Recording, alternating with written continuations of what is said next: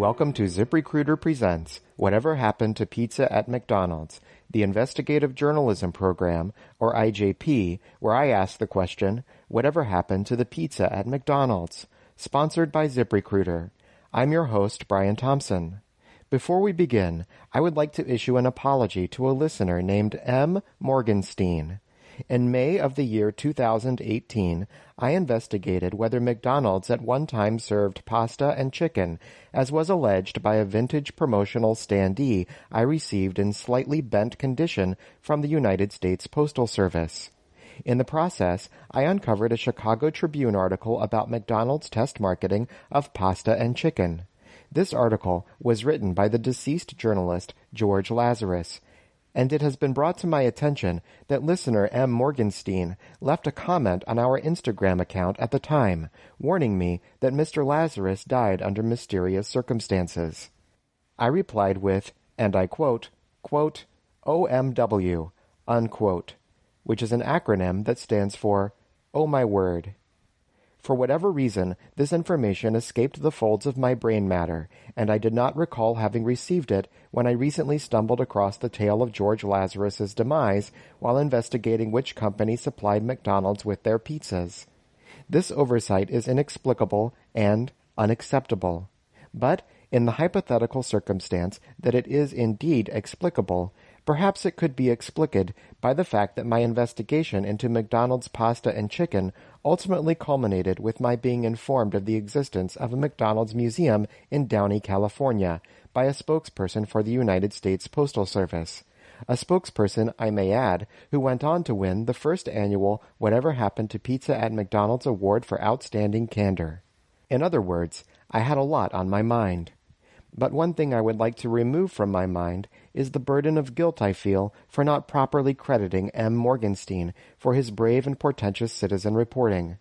Mr. M., you have my deepest apologies. As no other listeners have at this time demanded I humble myself on their behalf, I shall now continue with this week's program. But first, a word from our sponsor. You are a successful business owner who is thinking about using ZipRecruiter to recruit your recruits. One problem. You do not know which other companies have successfully used ZipRecruiter for this very service. Well, let me tell you about one of these companies. It is called Lyft.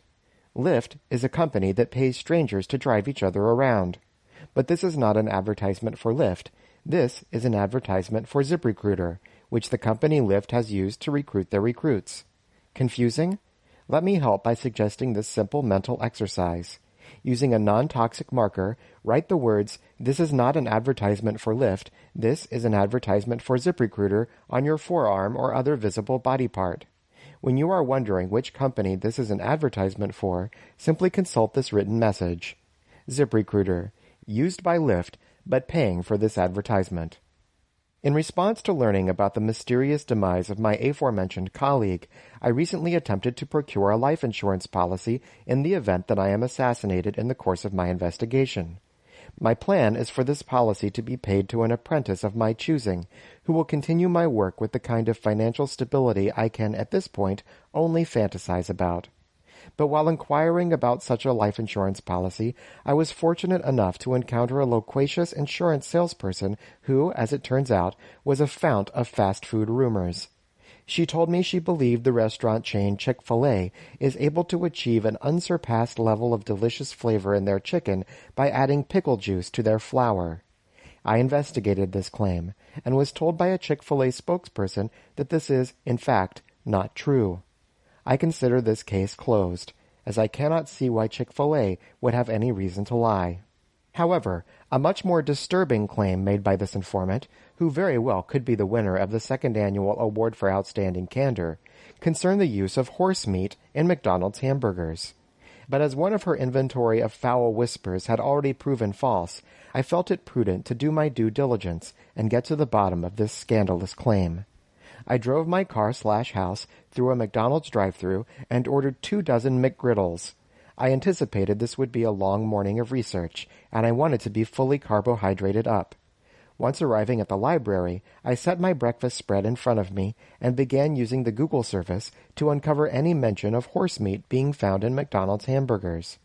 I found no such mention. However, I did come across a report from the year 2013, which stated horse meat had been found in certain other hamburger products. So, how does horse and pig DNA end up in frozen beef burgers? That's what the world's third largest retailer, Tesco, is asking after authorities said some patties from Tesco and 4 other supermarket chains in Ireland and the UK contain traces of horse and pig. Nowhere in this report does it state that McDonald's hamburgers were found to contain horse meat, only those purchased in the form of frozen patties. Not to blame the victim, but I find it hard to sympathize with any consumer who would choose to heat up their own hamburger meat at home over purchasing ready-made hamburgers from McDonald's, the world's foremost hamburger purveyor. I myself have refused to consume any food from supermarkets after I bought a banana from the 99-cent store and later discovered an inedible Chiquita sticker stuck on it. What's more, this horse meat scandal seems to have been contained to the United Kingdom, and thus would not have affected my insurance salesperson informant in the United States. It was seeming more and more like the rumor of McDonald's hamburgers containing horse meat was just like a bag I was fortunate enough to discover in a dumpster behind my local Krispy Kreme donuts, full of holes.